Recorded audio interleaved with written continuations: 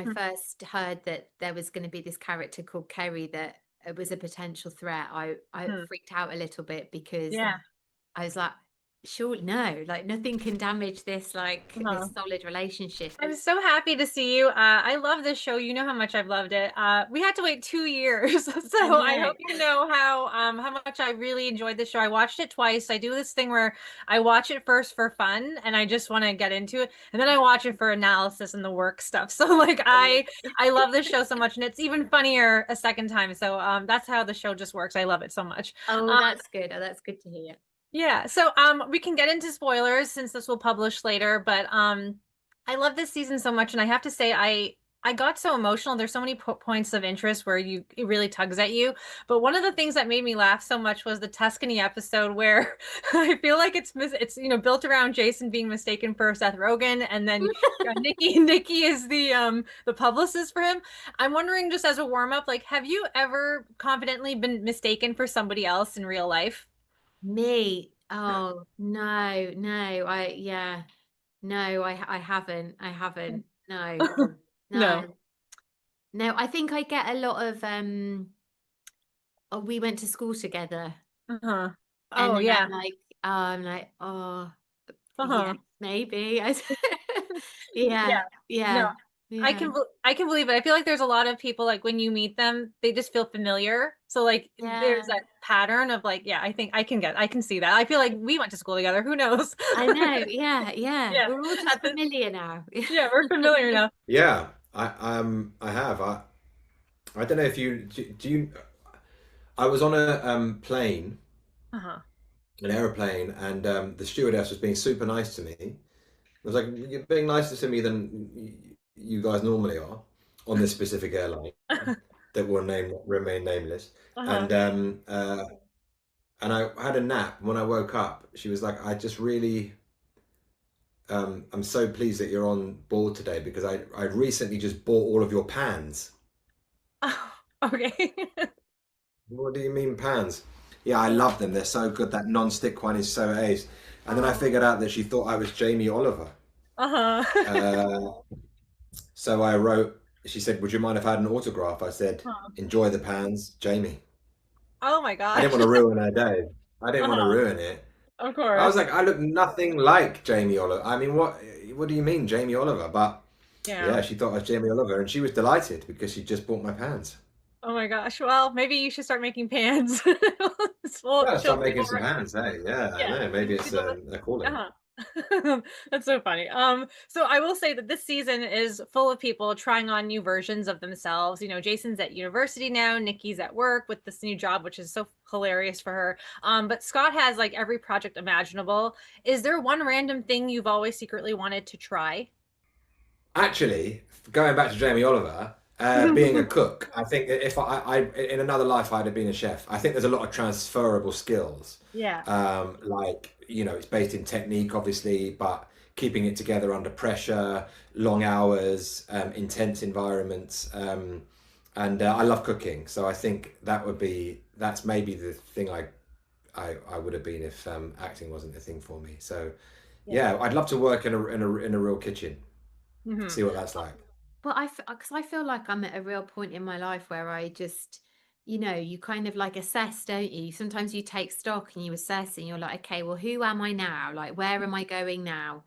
Yeah. Something that I've always wanted to do. And it's hilarious because Rafe's constantly saying to me, like, I'm like, oh, I'm gonna become I just could become a florist. I'm just gonna, I love flowers. And Uh-huh. then he'll like point to perhaps the dying flowers that I've let die in the house and been like, oh, Uh-huh. really? Yeah. You're going to be a florist, are you? It's um, hard. It's hard to it, grow flowers. it's hard, it's tricky, Uh-huh. it's tricky, it's a Uh-huh. real skill. Yeah. Yeah, but I think it's always good to check in with oneself and be like, Mhm. okay, well, who am I now? And what do I Yeah. what could I be, and follow, like, as trite as it sounds, but just like follow the yeses. Like if even if Yeah. something just feels random and you're like, oh yeah, for some reason that interests me, I'm going to see where that's going to lead. And Yeah. So, talking about the episodes now, I loved the Harriet storyline with Jason Mm, and Harriet. And I have to say something that it just really hit me because my mother has dementia, and so she's got mm, hoarding tendencies, and I felt like that was a giant hug. And mm. I was wondering, like, were you surprised that the writers were, kind of like having this sort of understanding of like creating a storyline that doesn't actually poke fun at this sort of condition she has, but it's also testing Jason's ability to be like Penny. And I really like the Penny sort of references this season. Kind of felt like we needed her back. Yeah, me too. Yeah, me too. You never know if we do another season, maybe we can get her back. But because I love the idea of like her becoming Jason's mentor. Yeah. But look, I think that this storyline with Celia Imrie, who plays Harriet, Mhm. they have these connections. They have this connection, these characters, and then it's kind of subverted by a joke at the end. And I think that that kind of is the whole tone of the show, is that difficult things are dealt with, but there's always jokes. And Mhm. I think part of the reason that the show has survived so long is because that's a really difficult thing to do. Mm. Yeah. And I do think like the bold choice of like not having him succeed as a social worker, I felt like that was such an important thing because it is hard and it is something that, he's juggling family and he's also trying to have this new career. But like, were you surprised maybe that they didn't make it so much of a victory, but it's kind of like he's still learning and he's still trying? I think it's good. I think that that's the, even with them getting their kids, it's not, they're not great at it. They're not, they try and they are great in certain ways, but they're not perfect. And I think that I like the fact that Jason is like, don't even know if I'm cut out for this. I think I might just quit and not do it anymore. I think that's very human. And I think that the show just does such a great job of subverting expectation in terms of it avoids cliche. Everyone in it is rounded and does things that are surprising. Even the character of Kat, who is kind of this bomb that is thrown into the family, you care about her, and she herself is trying to do something that she's simply not equipped to do. Something that struck me this season is that Nikki's got this anxiety, but it's not really about Kat. It's sort of like she's feeling like she's suddenly on the outside of her family. Yeah. When did you realize that was the emotional story underneath everything? Um, I, do you know what? I feel like that was quite early on, just in terms of how we, how the filming schedule is and the things that you film. And we actually filmed our very first scene was that we filmed straight back into a 2 year hiatus was uh when Nikki and Jason at the Halloween episode, they have that real big heart to heart with each other. Yeah. And that feels like a really big kind of like moment, the crux of like so many things. So I Hmm. was like, oh, okay, this is Nikki's scared that she's like been left behind, or and that she's been forgotten about and things are changing around her, and also she wants to figure out who she is now without the mom hat on. And Hmm. but that was actually really useful, even though that day quite a hard one to jump straight into. That was actually useful for the journey, for the rest of the for Yeah. her emotional journey. And that whole emotional journey starts with like her feelings for Kerry, which I thought was the ick episode is so funny because like you and Karen are like, oh, we're gonna watch this show. And then when he breaks out the rap and it's like, oh no, like, it's just so awful. And I feel like it's so relatable too.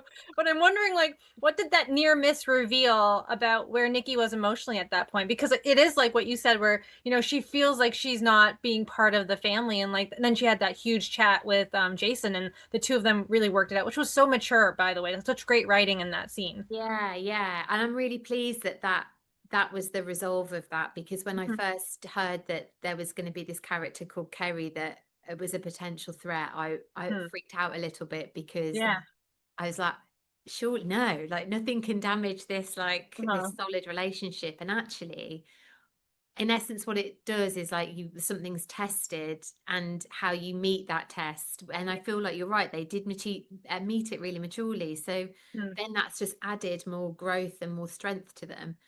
But Yeah. there's yeah, that uh the threat of the Kerry character, and Uh-huh. the potential, like the possibility that could even, because you can kind of feel it in her and see it in her that she's like almost like daring herself to, oh, I'm just going to go to this thing and just see, which feels terrible. And the fact that she doesn't lie to Jason, she just doesn't reveal that Kerry's not actually female. Yeah. And every time he's talking about Kerry from work, Uh-huh. Nikki never says he or she just Yeah. Kerry from work, she just names Kerry. Yeah. So she knows that that's It's crossing a bit of a line. yeah. Yeah, because it's like one thing where she's zooming in to see his photo and not the dog, and then it's another thing where she's kind of, withholding information. So like, Withholding, yeah, and then slightly acting on something, and that did feel like dangerous territory. The Kerry confession. First of all, that whole Kerry storyline was very funny until it became this thing where Nikki thought it was something that she needed to bring up, and I have to say that was the most mature relationship scene I have seen on TV in a long time, and I watch a lot of TV, so having to see that sort of dynamic was so great. Were you surprised that the writers were actually willing to test Nikki and Jason's relationship in a way that actually a lot of we don't see that type of healthy dynamic on TV a lot? I think you've nailed it. It's a healthy dynamic. I think that this is a long-term relationship, and they're challenged constantly. And in this instant, it's with a breaking of trust. But they have a very mature, as you say, healthy approach to their relationship. They know that things happen. They know that things get thrown at them. And yes, they love each other, but also they like each other. They like each other. Yeah. And they've got a real, they really see each other.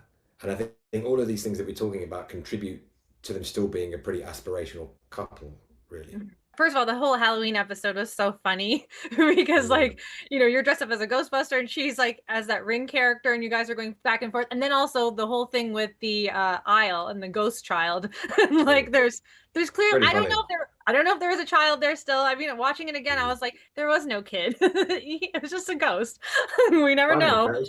but I just marvel at Andy, the writer, that he just keeps coming up with these things. I know it's like such a cliche to say, like, I don't know how you come up with it, but he does it on his own. He's written every episode of the show, and it's amazing that he's had the characters grow in such a way as well. Because I think that's the thing with a long running show. You need the characters to grow with you. And I think the device of having the 5-year time jump in between 3 and 4 has helped that actually. So they're very sort of the show's evolved in a way that you need a show to evolve to survive. The other most emotional part of the show this season was Princess, and I thought the dynamic obviously she has with Jason and Nikki is so cute and pure, and it's just so wholesome. But like when she says to Kat, where she thinks it's actually you in the mascot outfit, where she doesn't unpack her rucksack since like the foster care, that was so powerful, especially when they showed it at the end of the episode. And I'm wondering, as a parent, Nikki spends years helping everyone else carry their baggage. Is there anything Nikki you think hasn't unpacked herself?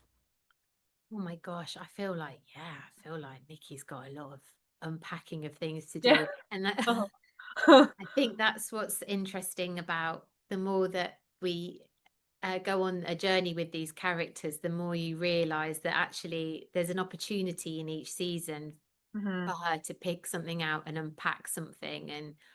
And all of these characters, they're flawed human beings, because like we just are like but they're not bad people. And they there's a lot of, I feel like each of us have got a lot of things that we're constantly having to unpack. But what I do think is really lovely in this season is the way that I guess Nikki gets opportunity to show parts of her maturity, like with that dynamic between Kat and Princess, and eventually letting them have their time and their space together, because she's not a cruel person. She just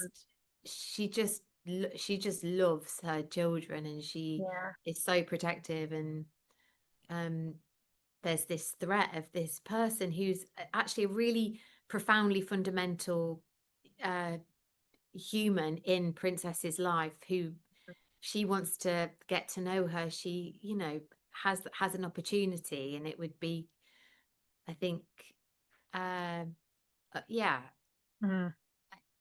Nikki allows that, which I think just shows such a strength of her and the love that she has for her daughter.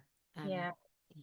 You know, Princess finally unpacks her rucksack that she's carried since foster care. And by the end of the season, I feel like Jason has his own uncertainties to deal with.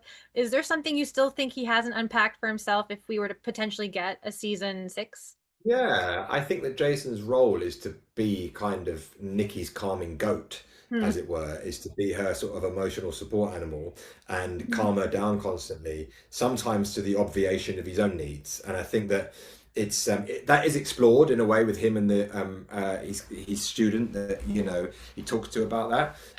But I think that he is the calming energy in the family. Because he obviously does panic. He obviously does panic about Kat coming back Hmm.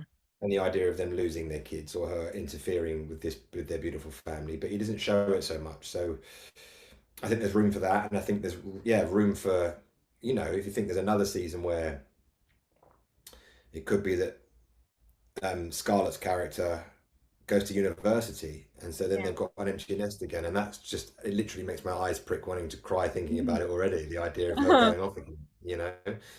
Um, Yeah, because it's a show that started off being about adoption, and now it's kind of a family show. It's about family, Hmm.